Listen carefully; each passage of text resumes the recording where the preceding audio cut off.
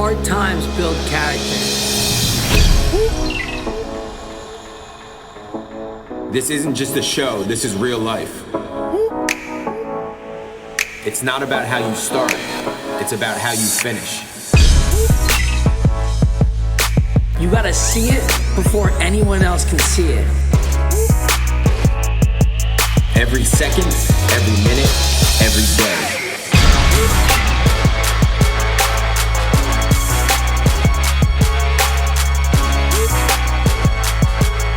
We train for life. We got you. And welcome back, everybody, to the Relentless Way podcast, season number 3, episode number 7. 20 is the new 30, with Relentless coaches Bryan all the way to our right, and Coach Drew here, right directly to my right. And as always, Paul Alvear here with my longtime friend and business partner, Matt Strout. We are here today to bring some more positive perspective to the world, to the show, and to all of our listeners and viewers out there. As always, we're really excited to have guests on because it always juices it up a little bit. As good as Matt and I are at getting conversation going and talking amongst ourselves. Last episode we did a Q&A the Relentless Way, just Paul and Matt, which was a very cool experience to ask each other questions on the spot. And today we have two of our team members, two of our brothers right next to us that we're excited to hear some perspective from them, from these young men at this time in their life. So without further ado, Bryan, thanks for joining us today. Thank you for having me. I'm super excited to be here. Cool, excited. And Bryan was on episode, I don't remember the episode. I think it was episode 7 of season 2. Yeah, he remembers. So a full season. Pretty ironic, a full season ago. Look at that. Oh, wow, that's cool. Yeah. So Bryan was on season 2 when we had a group of our younger coaches. Young and Hungry. Young and Hungry, yeah. Love that was a cool one. Yep. And Drew was with us as well. So Drew's here again today. Yeah. For those of you who don't know, Drew. No, I'm excited as well. It should be a good discussion, as we were just having an awesome, crazy discussion as well. So we're going to keep that energy rolling.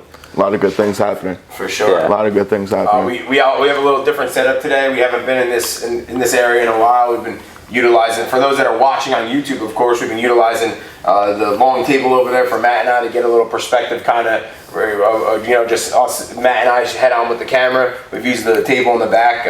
This is one of my favorites right here. Yeah, it's a good setting. Cool. It's a little high bend. So, those of you that are listening and wondering, go ahead and look on YouTube. You can see where we're at. Yeah, it's always cool to switch it up. Like, go check it out and get to see it in action. You know, it's a nice switch up.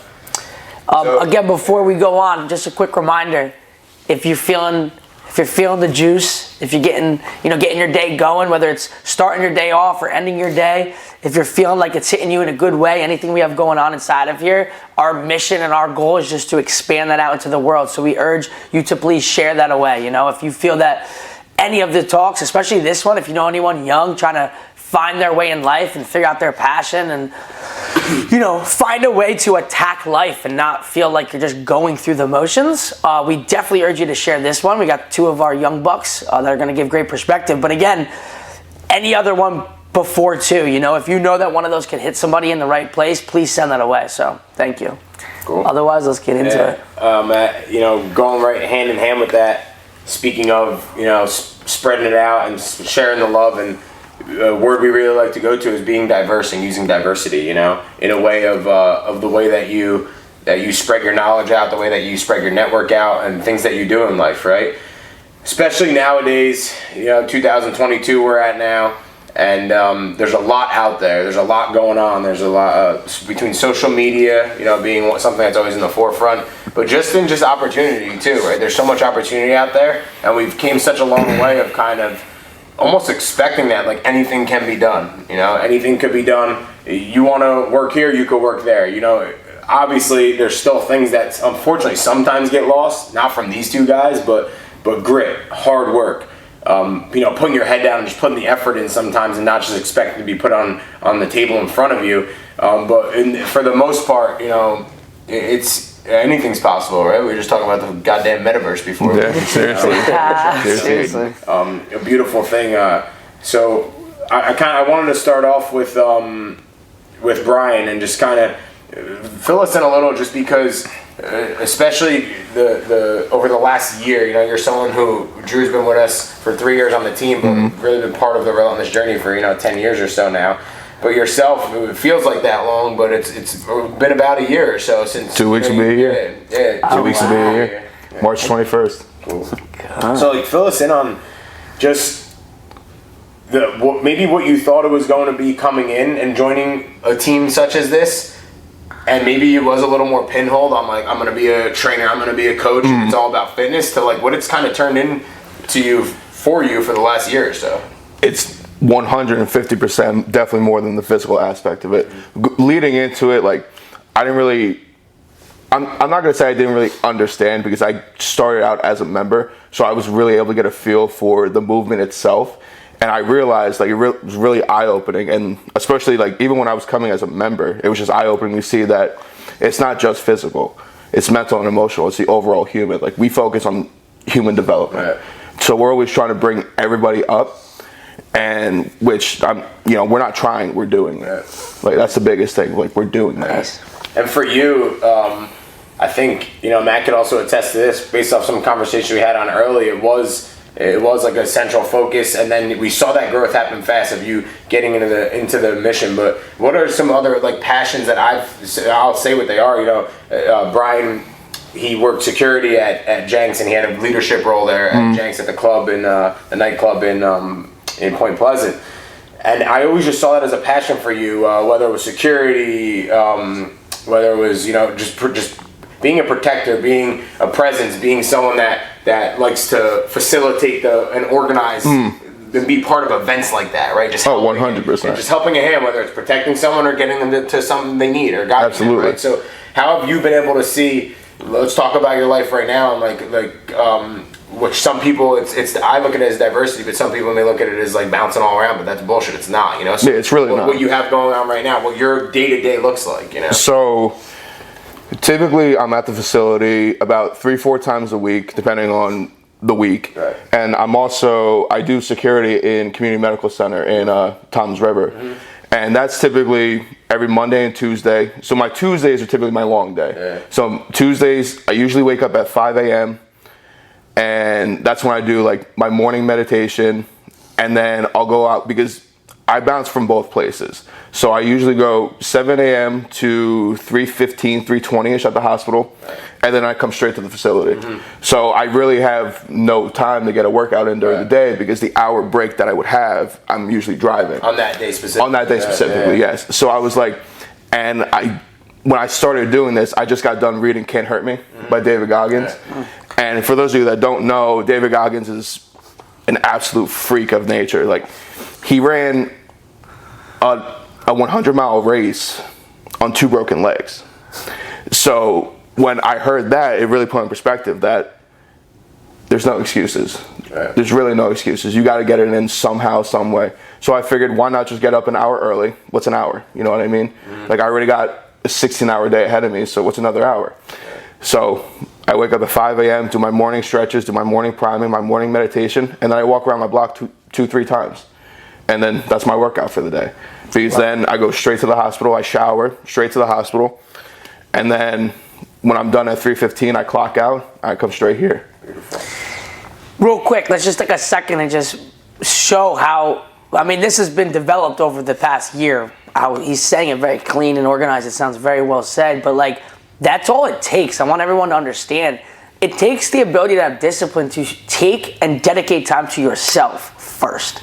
So knowing that he has a huge day ahead of him, he still understands that his standard is to be his best self wherever he is, and he understands that the physiological shifts that can take place in just simply moving your body is all that it takes. I like to call it amplified simplicity, I call it, where it's the simplicity is the simple part of very simple motions and movements, from static stretching and mobility movements to band simple band activation motions and movements to just simply moving your body and getting blood flow. So that's the simple. The amplified version is holding yourself accountable to completing it and having discipline. That's hard, okay? That's the missing part. And I think the part that most humans get lost in is they switch those. They think they need to do more intense, hard. And really, all it really is the hard part is the mental and emotional discipline it takes to hold yourself accountable to a standard, right? So I call it amplified simplicity, and I switch what is in them. Simple is motions, movements, blood flow, physiological and hormonal shifts.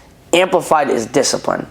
Okay? So well said, though. I'm very proud of you for that because I know you worked hard to develop that system. And obviously, as humble as Bryan is, Matt's able to kind of explain kind of the changes that Bryan has made, from the perspective of being next to him, help guiding him, and also watching him do it and go through it, which is a beautiful thing. And Bryan, how old are you? 22. 22. So I keep thinking that for some reason in my mind, like he gets old. Like in my head, he gets older every day. So every time I talk about It's like dog years. Yeah, I think dog years. He's 26, and like 2 days later he's 27. He's only 22. So, but and on the other end, I was someone that was able to connect with Drew since the age of 12, 13 years old, 11 years old, whatever it may be. And you saw a little bit of the opposite, right? Like. One thing that Drew never lacked, and again, you could obviously speak for yourself, Drew, but was like the ability to go full speed, the ability to wake up at 5 a.m. and go be in the gym and be working out before anyone even got in there. So now, how have you seen? I've watched from close by over the last year or so. You kind of like find a balance and have quality diversity through that, right? Mm-hmm. Yeah, I mean, I was always dedicated to like a couple of things. So I wasn't spreading myself too thin. I had a couple of interests, whether that be in fitness and, like again, David Goggins has been someone I've been following for like 5-6 years now, and I've been obsessed with, mainly because one of my original plans was to become a Navy SEAL, and I was so fascinated by that. So I was like dedicating myself to hard workouts and learning about mind. And when I went through that, it taught me so much about life in general. It was much more than, just becoming a whatever. It was about life and how you could use all those skills and that knowledge and the experiences that you learn day to day and be a sponge and absorb what you can, because you never know when you're going to use it. But then the ability to combine that willingness to learn and desire to learn with discipline and with work ethic. And when you have like those three skills and way of looking at things, it allows you to really take yourself to the next level and develop really, really faster in ways that isn't so mainstream in today's age. Yeah. So I just think life is all about perspective, and when you're able to bring that all together, and it's a really powerful thing, and it's an exciting thing, and not every day is a good day, but that better days are ahead, and if you could just keep pushing through and find that that balance. And for me, that balance was, hey, whatever's going on in the world is going to happen. We're going to overcome it. There's adversity. Everyone has it, and everyone has it worse, right? So what can I do to find the way to best deal with that? And for me, that was always working out. It could be as simple as coming in, doing a stretch, and walking on the treadmill, interacting with people, or it could be, hey, today we're going to be ripping some weights off the floor and pushing ourselves. Whether we're going for a run, or there's so many different ways of doing it. But ultimately, it comes down to there's that thing in there that makes me feel good about myself and empowers myself. But it's also the foundation and routine of my life that whenever something goes wrong, I could fall back on it. And that's one thing. That I've seen a lot from these two, but one thing that we truly guide people towards within their journey at Relentless, right, is finding something that in other terms makes them tick, something that makes them just feel great, right, and that they enjoy / that they need every day, and bringing them back to that mode, right? Like Drew just said, bringing yourself back to either that lifting those heavy weights off the floor or putting yourself in a place mentally in some exercise to get your day started in a good way or at some point in your day. So I think it's a beautiful thing that these two young men were able to not only deliver these skills and deliver these things to the individuals that are in front of them and through the Relentless movement, but also out in the world. Let's go back a little bit to, obviously Drew didn't give you a thanks for joining us today, but tell the people a little bit about like some things that you are interested in and how you diversify yourself, Yeah, so like it's funny because like everyone just sees me as like some gym rat or whatever, which is fine because I kind of do that to myself and portray myself as that. But honestly, it's much more complex than that. I have a lot of interest. Again, we were talking about the metaverse. So I have an interest in crypto. I have an interest in technology, like IT, information technology, and computer science, as well as finance. And I would say finance is like on top of lifestyle and fitness. That's probably like my second biggest passion. But they do kind of go hand in hand, in my opinion, because you have with working out and fitness, you have the mental and emotional well-being, but a lot of that can come down to your financial well-being. And from a young age, I learned from my family. All of my uncles are entrepreneurs. My mother is an entrepreneur, and she has her own business. My grandfather was big in real estate investments. So I learned from a young age the importance of work ethic and the ability to empower yourself financially and what that can do for you. So when you take into your financial wellness into account, especially in today's world, then it allows that take a lot of stress off. And a lot of divorces are because of financial stress. A lot of depression is because of financial stress. There's so many factors that go in there. And if you can empower yourself, especially at a young age, and you let the eighth wonder of the world come into effect, which is compound interest, it is really, really powerful. So that's why it's one of my passions. The way that he just connected the physical, mental, and emotional. So the physical end for us within the Relentless Way and the Relentless movement is working out, bringing that body to a state of blood flow every day, trickling into the mind, right, into the mental, into the emotion, the mental end first, right, to strengthen our mind, to strengthen our mindset, to put challenges and obstacles in front of us. And the emotional end is how that makes us feel. But also, I think the single biggest thing that connects the financial feeling and the financial end is that's emotional too. If we truly sit down, and I mean, not saying Matt and I could attest to this more, but we've had more experiences in where we're at in our life now with home buying, bringing a child into the world, just growing our lives, right? You guys have felt it in different ways at this point too, right? Taking on different responsibilities.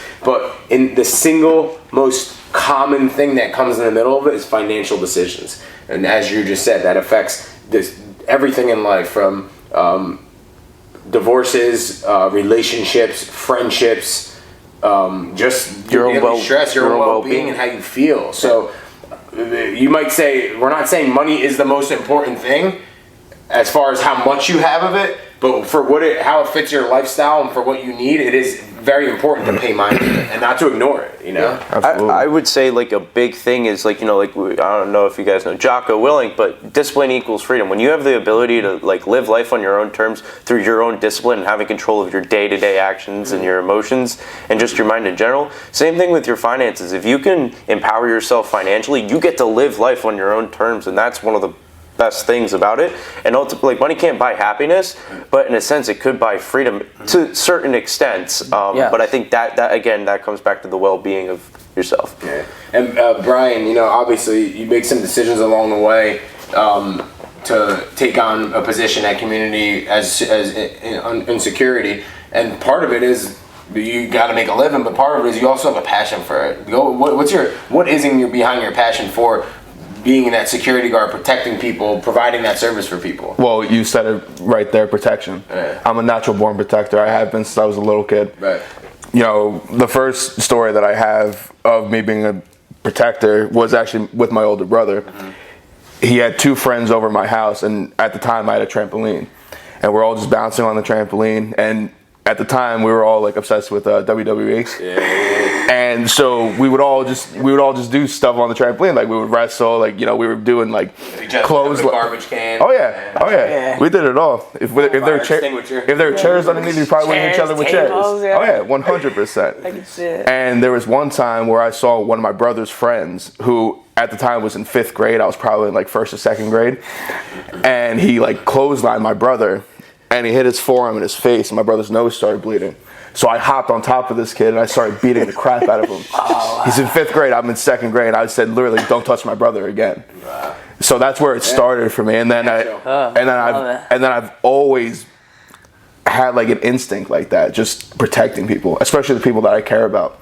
Like even if there's, let's just say, God forbid there was just something out in public, like I would be the one to stop it. Yeah. Like I'm not just a bystander. Like I get involved if I need to. Sure. And that's just, it really carried over into the career path that I chose as far as security. And I think you build a care. So what I mean by that is, like, I've watched you, what I've observed from watching you and from connecting with you is that, like, you create a care. So, like, if even if it's your first day at Jenks or your 1,000th day at Jenks or at the hospital, wherever you may be, you find a way to connect and make that connection to show that person that you are there. So it gives them that security as well. He told me a story, and I'm gonna share it as far as terms of, you know, for many reasons I'm not exposing too much stuff, but he does work in the hospital, so there's a lot of delicate situations that go on.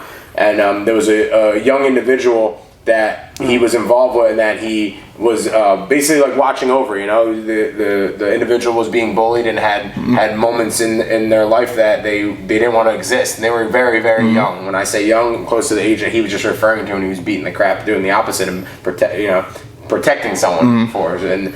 But in that moment, in short, Bryan connected with the individual, made them feel comfortable, and here is this strong young man, right, who could be very intimidating to most people, let alone a young boy, right? And he was able to connect with him, and enough for him to the boy to feel comfortable and to outlet a little bit, right? I believe you could go into a little more, obviously, whatever detail you're allowed to go into it, but I think it's a beautiful story to share to show what not only we're set out to do, but what you set out to do. Yeah, so I mean, I just wanted to connect with the person because I didn't really know what the whole story was until after the fact. Yeah. So basically, I walked into the room and I just asked him if he was okay, if he needed anything.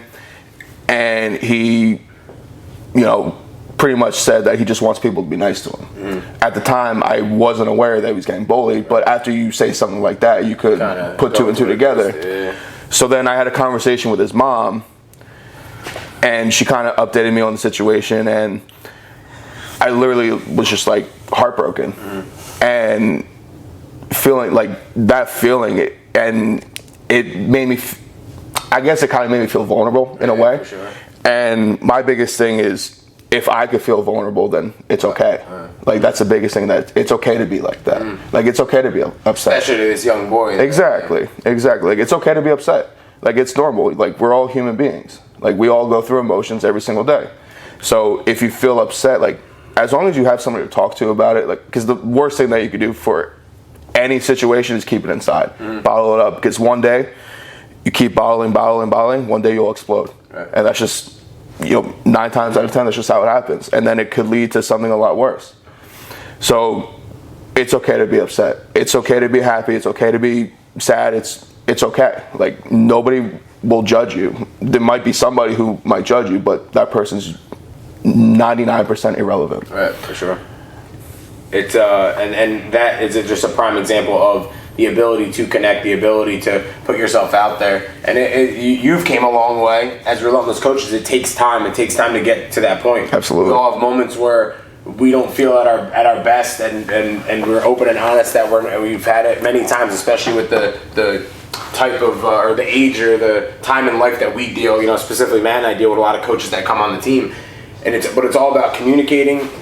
Being open and honest about it, and then we're not saying get up there on the top of the mountaintop and yell your life out there. Yeah. We're not saying that.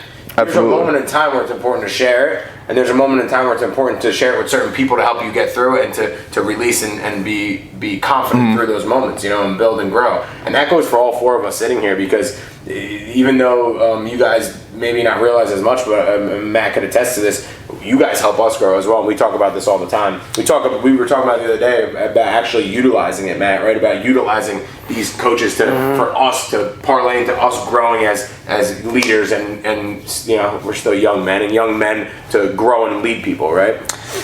Yeah, well, first, I think it's cool to hear, and it's safe to say for sure that I think a Relentless coach, it boils down really to just a human, right? We like to say human, a human developer, but just a human of any kind that's willing and able and ready to step up and to stand for something, but then to also bring comfort, security, protection to individuals, right? So whether it be financial, in life, secure, overall life, like, it doesn't matter. I think it's just life, right? I think we've all gone through moments in our life where we've either seen, so we've been a part of something where you were in a moment where you felt like nobody knew what to do, right? We've all been there, where you like feel that moment, you're just like, right? And like, but then there's always also been that moment throughout life where you've seen those moments and then you've seen like one person step up, right? And I think throughout my life specifically, I've known that I've wanted to become that guy. Like, I want to be the guy, right? When people don't know what to do, they call me usually, which is cool.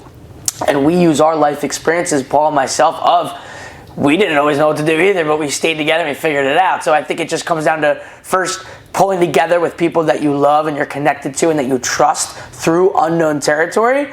And then it's just about putting your head down and working hard and figuring it out, because at the end of the day, there is a solution to any problem. Facts, right? So from there, though, I think now where we're at is the ability to understand and boil down to the character of what a human is made up of, right? And that's where we're at now, while we are working harder than ever to scale the brand of Relentless and what the coaches bring to the table and stand for. We're in that position now where we want to bring people in.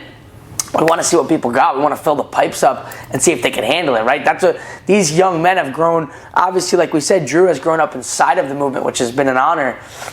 Bryan has grown up very quickly in a fast period of that 1 year, but I also think it's to me and Paul in this position, like we just said, of wanting to give opportunity, right? Like, we want to give the opportunity and see, like, what do you got type deal, right? So not only are we going to put some pressure on you, but then we're also going to help you through and guide you through it, because that's what it is. That's what leadership is. And then the goal would be that you get to the other side like this, right? You get to the other side where you say, because you go through that uncomfortable phase, like I like to call it like calluses, right? Like we were talking earlier about focusing on the whole human. When we work hard physically, right, that's our physical human. The morning priming, the stretching, I call, that's the mental and emotional human. There's so many aspects of the human. So when you start going through life and you reach that uncomfortable feeling and you feel like you're stuck, it's like calluses on your physical hands, but it's mental and emotional calluses.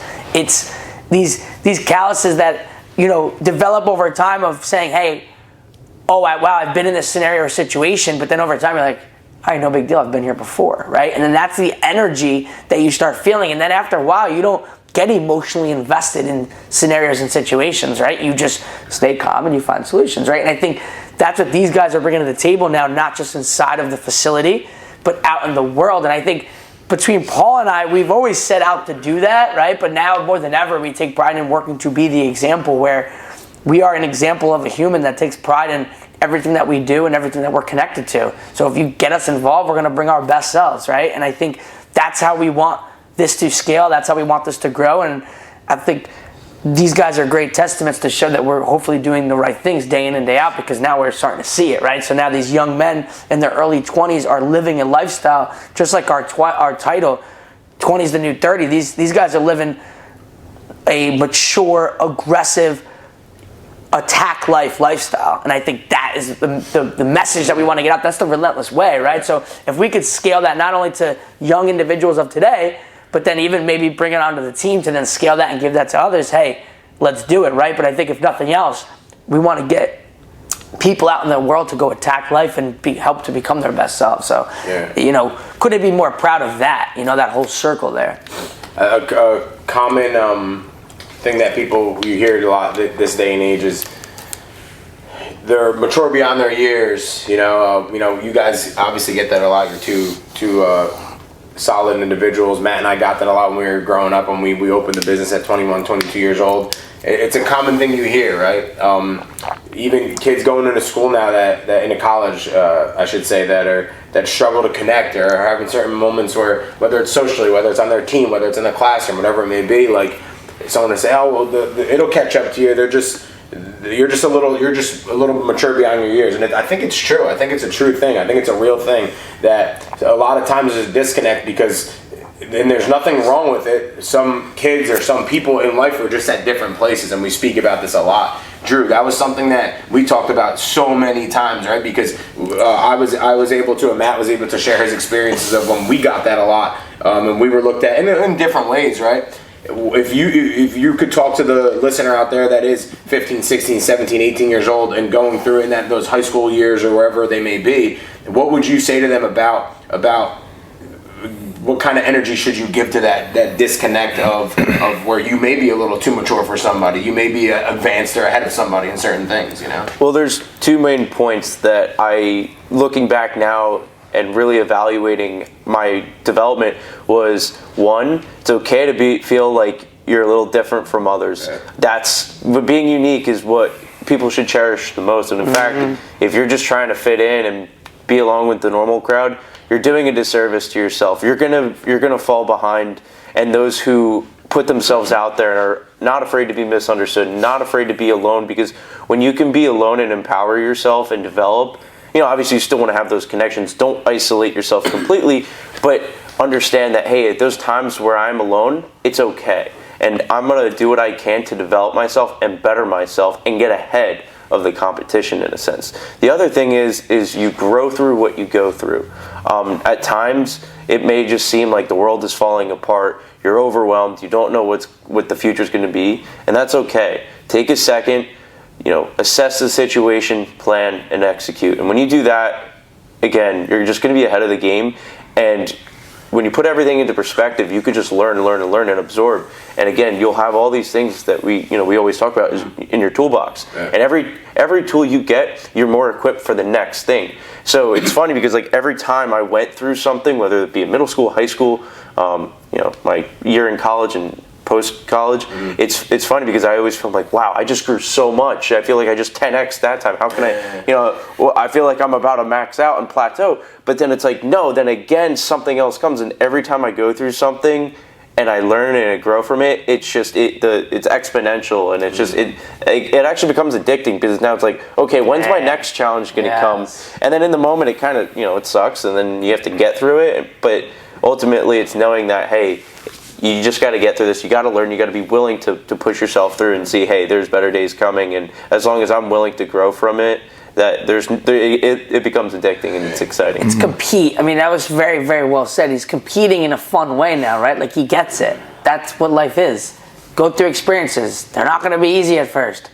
Figure out, did you like it kind of, but it sucked because it was hard? All right, then try it again. Apply what you learned. It's not permanent. It's not permanent, right? And that was so well said, but I think that's a big thing that's lost in today's day and age is competition and the ability to compete. It's not going to be easy. It's not going to, life was never supposed to be easy and it ain't never going to be easy. So the sooner you kind of accept that and get ready to move on and start competing, you're going to be better off, right? What I see a lot is, it's natural. I was talking about it yesterday with somebody that one thing you do feel for a little bit is the fact that the way we mold things around here, the Relentless way, and within our team is it's all out there within each other, and it's okay to be vulnerable. It's okay to show things. So, for example, if you're going through your CIT process and you're going through the initial process to become a coach, and you of course want to be the top coach, the best coach you could be, right? You want to be a leader, but it's not that time yet. You're taught in those moments to develop patience. You're taught in those moments to do some things that you normally wouldn't do. Maybe not collect a paycheck during that time. Maybe you're scrubbing the windows, you're cleaning the walls, you're locking the place up, you're doing all the dirty work, right? And now a lot of that stuff is shown and a lot of that stuff is seen. So my point is that that is a little bit challenging. It is tough for nowadays because when I was doing it, I know, and when Matt and I were doing it, it wasn't shown. So it was a little bit easier. I know for me, I'll give you an example. It was easier for me to go clock in at Bellaterra Assisted Living every day, which might not be the ideal job, it might not be the cool thing to do, and be scrubbing pots and pans in the back, and once in a while reaching in and feeling someone's dentures or spit up in the thing. It wasn't cool to do, and no one knew about it though, right? So in a sense, that was easier for me, right? Because no one knew about it. I went and I punched it. I knew eventually it was going to get me to somewhere, and then everyone's going to know about it when I get there, right? Nowadays, everyone sees the whole journey.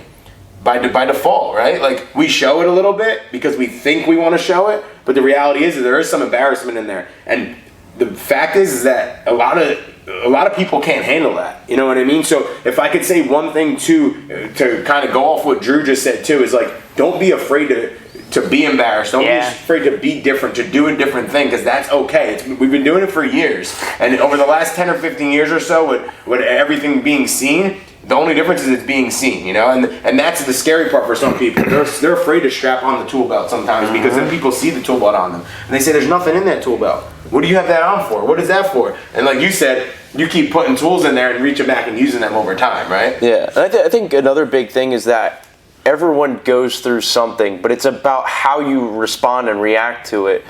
Because others have different coping mechanisms, and some are worse than others in the sense that hey, they could corrupt you for the worse, and it could affect your development, it could affect your growth. But ultimately, it's like, hey, if you can figure out a good way of coping with it. For me, it was working out and connecting with others and sharing my passion for fitness and lifestyle because I knew what it did for me. And ultimately, what helped me with my internal struggles was helping others, and because that allowed me to connect. Yeah. Well, I was just going to ask that question. And for you, Bryan, what are some things that you found that, like, for lack of better words, but a coping method, things that you use to fill those voids and fill that energy to help you elevate yourself? Just being at the facility in itself.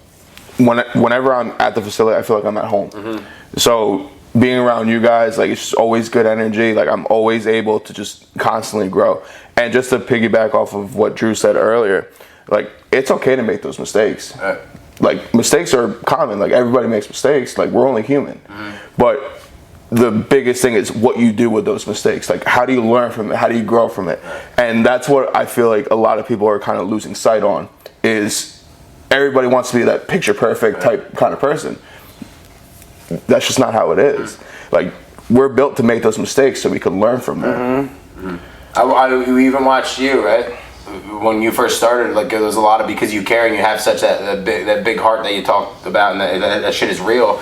It was a lot of early on, like, oh, my bad, sorry. Like, when we say, Bryan, we don't need any of that. And now, like, that changed quick. You're so responsive. Now it's like, cool, I got you. And then you really come back with a solution now. And it's not spending that energy and time on the sorry and my bad. Exactly. You do care. It's not a bad thing. Yeah. Now you spend the time on, cool, I got you. Problem and then you solving. go back to work and you problem solve. Because no one's mad in the moment. No one's getting at you. No one's yelling at you. The fact is, we're all just trying to get shit done. Exactly. And then if those people aren't around and everyone's not trying to get shit done, you don't want to be involved in it anyway. Exactly. You start figuring that out along the way. I think something that Paul and I are blessed with, looking back, was the ability just to set out. When we were 20, 21, 22, we were saying we're going to change the game. I mean, we were saying we're going to recreate fitness. We were saying shit that people were looking at us saying, like, and laughing at us. Like, I remember vividly different people laughing, hitting my shoulder, saying, kid, like, good luck, get out there. I remember people specifically saying, like, when are you going to give this up and get a real job? Like, when are you going to get something more consistent? And in the moment, like, they were probably just looking out for me and meant more consistent, secure, because this is not a life of that. To me, actually, my perspective is that it is. So, like, I play, like Drew said earlier, I play for time and financial freedom. That's what I show up and compete for every single day. I like to do what I want, when I want, how I want. That's it, right? So, but the only way I know how to get that is by putting in the work. Like, I know I'm not just gonna, like, hope and all of a sudden I get it all. No, I work, I grind, I dig. But our ability, that to me was the emotional side. Throughout the whole journey, first it was being physically strong and being the strongest guy in the room, right? Then for me it was about mental toughness and trying to make myself do things that I didn't want and persevere in the fight world, which was really important as well. But then the emotional aspect to me was the complete shift of how you feel internally, because your emotional energy can shut you down. Like, it could shut, like, paralysis by analysis, right? Like, overanalyzing and being upset or listening too much to the external world can shut you down internally. And I think we were able to work through that by, number one, competing our whole lives and just knowing that, like, it's like competing against someone. It's like someone saying, like, oh, I'm going to beat you. Okay, like, let's go get it. Let's go compete and see who wins, right? Like, so, like, we kind of had that. And then I think the atmosphere and the energy now that we bring to the table on a day-to-day basis is allowing and understanding everybody to mess up and to make those mistakes. And, like, I like to say now, let's fail fast, let's fail forward. Let's learn. Let's try things. We fail and mess up, but if someone wrote down all the things that we've tried and said that we're going to do and didn't do and shift, it's probably hundreds and hundreds of things. But it didn't mean we stopped or gave up. Do we do the same thing twice? Maybe very once in a while or something, like, if we're being silly and not really think. But the chances of us doing the same thing twice are pretty slim between both of us, right? And now we have this team too, who's got eyes and ears, and we're all listening because we're competing and we're trying to make a mark and build a brand for something so much bigger than all of ourselves. But we understand that it takes all of our best selves to do it, So I think that is something. I don't like to say to be proud. I am proud once in a while and stuff, but I think Paul and I have done a really good job of that, of bringing an environment to the table of saying, hey guys, look, we're all in this shit together. We don't know what we're doing all the time either. We mess up, but it's okay. Let's pick each other up. Let's fail together. Let's figure it out, and let's get better. Yeah. So, well, to kind of bring it to the home stretch here, what do you guys? We'll start with Bryan. What does it mean to you when someone says, or when you kind of plays through your head, because we've had this moment recently, to be a normal 20-something-year-old? So, me and Matt had a good conversation as I was driving home one day, and we were just talking about my schedule and how I wanted to go about everything. And basically I said that I wanted one Saturday off a month to be a normal 22-year-old. And my thought process behind that was I just wanted a day to myself. So I didn't want, like, I guess I just worded it a little bit, for sure, a little bit different, but I wanted a day for myself, just to give myself, you know, a break, whether it was a break physically, a break mentally, a break emotionally, and just be myself. Because during the week, like, I'm full go, like 24/7, like my mind's always going, I'm always doing something, which I love that. I love that pressure. I thrive under that pressure. And it kind of goes back to when I was playing football. Like, my weeks were very long between school, practice, and I'm used to doing those 12, 15-hour days. Like, that doesn't make a difference to me. But now I'm in a point in my life where I feel like I need that day just for developing myself too. Like, giving myself that break, like, it's a dichotomy. So you're balancing giving yourself that break with also growing in one aspect, whether it's just, you know, reading for 30 minutes, going on a walk, going to go work out, whatever the case may be. But I realized that I'm not a normal 22-year-old. Like, I'm way beyond that. Right. And there's still just so much room for me to grow, and I'm so excited for what the future holds. And it's such a simple thing, but it goes such a long way because it brings a different perspective to his mind. And when Matt corrected him in that moment, or just voiced it in a different way, just the way he worded it and approaches that day off is from a day off to an active rest day, a productive day. And that's what life should be about, because you're never completely off. Even if you chose to be off, I guarantee you something would have turned on in that moment. Oh, 100%. So that's an amazing thing. And now for Drew, what does that mean to you to be a normal 20-something-year-old? Well, I don't want to be a normal 21-year-old because, again, I don't, like, you're your own person, and there's really no such thing as a normal 21-year-old. There's no such thing as a normal 15-year-old. There's no such thing as a normal 50-year-old.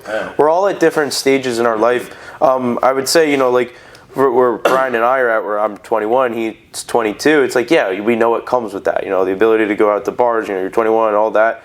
But yeah, like, it's fun to go out and do that, but ultimately I'm more experiential. Like, I like, you know, I used to be also like all in, work hard, do these things, dedicate to one thing. But now like the past year, I found a balance. You know, it's like, you know, hey, I'm working out. I always have that in my routine. I'm doing something. But then I have, I've got some other work that I do through finance. I got other work that I do with connecting through people and networking, going out, seeing friends, going to Rangers games, Yankee games, Eagles games, whatever, Sixers games, that's the experience for me, and interacting with people and going out to be able to network and just talk and Jack, because ultimately that connection is what the most beneficial for me. Right. But again, I don't want to be a normal 21-year-old because, to be honest, I don't really connect that well with people my age anyway, except for a select few that are like-minded.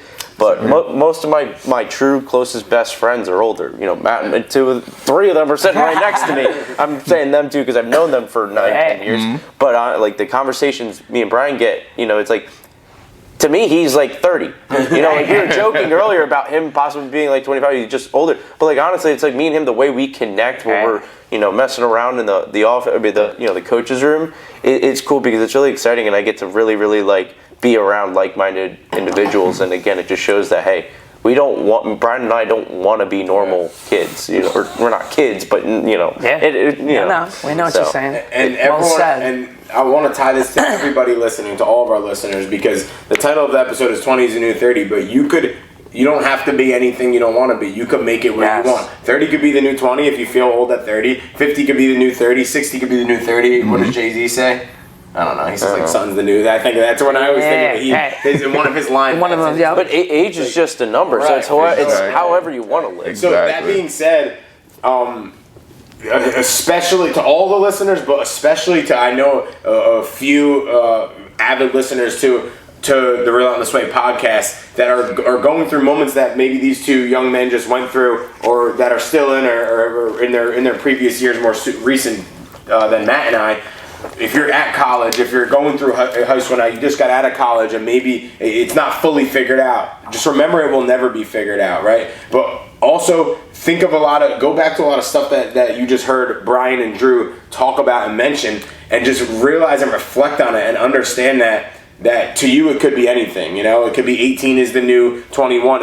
Or you could just be comfortable where you're at, right? But know that being different, doing different, acting in a different way, doing something outside the box, competing when people aren't competing, talking about things that people don't talk about is all well and good. So keep doing that and make yourself vulnerable and be that different person in the room. What I really want to do is Matt always has some great stuff to say on this topic, as we've helped a lot of young individuals grow through our movement. So I want him to finish us off with just some words of advice for this next generation that's following these two young men up, to kind of go on to their life with, after listening to this episode. First, very well said to pull that all together.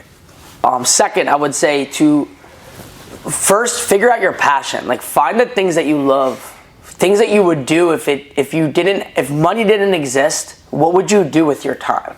Where would you put your time? Start with that. Because the reality is this. We were just talking about this when we first started, but the world is crazy right now. You could find a way to bring value doing anything, okay? If you become the best at it, be an expert, engulf yourself in something, and ultimately, you need to bring value to the free market, okay? Paul and I have been blessed to be in the jungle, I like to call it, the real world, where no one came and figured anything out. It was kill or be killed, eat or be eaten. The doors don't just open and we hope they open. They open because we go to work every day and make sure that they open, right? So we've learned a lot of very great lessons along the way, and I think one of them is due to us first understanding our passion and know what we play for every day and why we show up and what we compete for.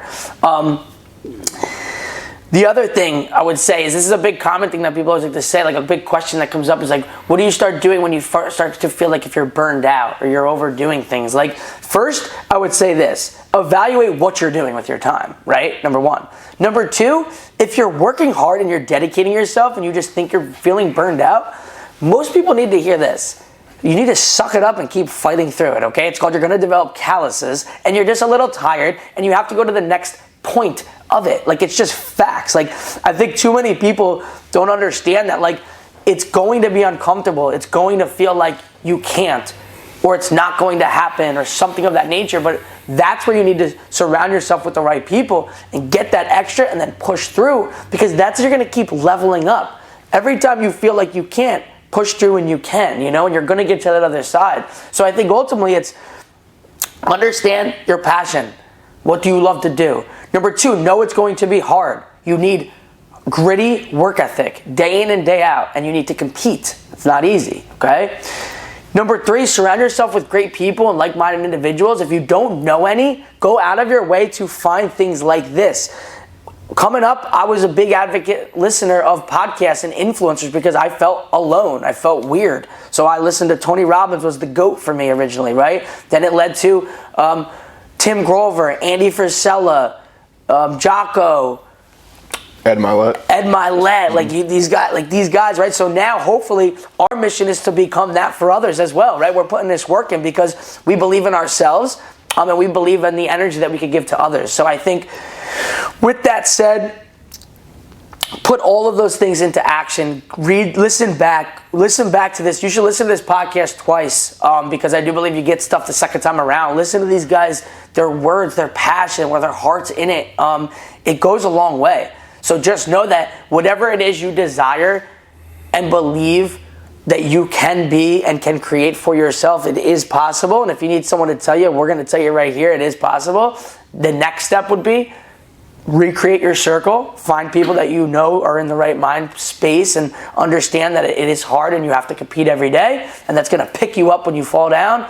And number three is just show up, compete, work hard, and let's go get it type shit. You got to be in there and you got to be ready to work hard. So I think with that said, we like to call it the Relentless Way. It's a lifestyle. It's how we do things, and that's what we're trying to push across the whole world here. So we appreciate these young men stepping up and sharing their perspective to the world. Like, this is what leadership is. This is what Relentless coaches are. This is what the brand stands for. And we thank you guys again for joining us today. I'm sure you'll be back on another episode in the future. Unbelievable perspective from all angles today. It was awesome having two other like-minded individuals next to us. If anybody ever feels the urge or purpose to be on the Relentless Way podcast, we are opening it up. We're down to have a conversation. Let us know what you could bring to the table, what you intend, and we'll find a way to make it work in, because it's important for everyone to hear all different types of perspectives on this podcast. So there you have it, the Relentless Way podcast, episode number 7, season 3. 20 is the new 30. Catch you guys next time. Let's get it.